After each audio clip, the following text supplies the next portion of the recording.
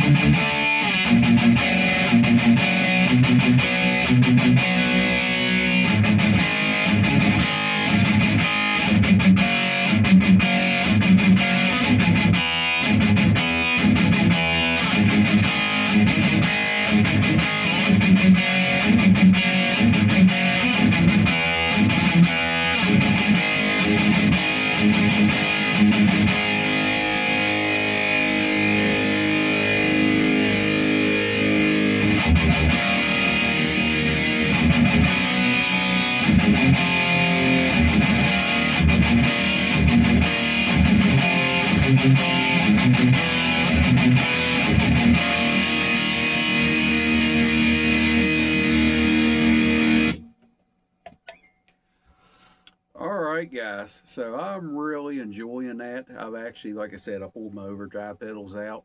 Uh, I like that old school metal sound, and it's not modern, but I do feel like these type of EQ pedals and HM2 is on a comeback. And thank you all for watching. Like, share, and subscribe.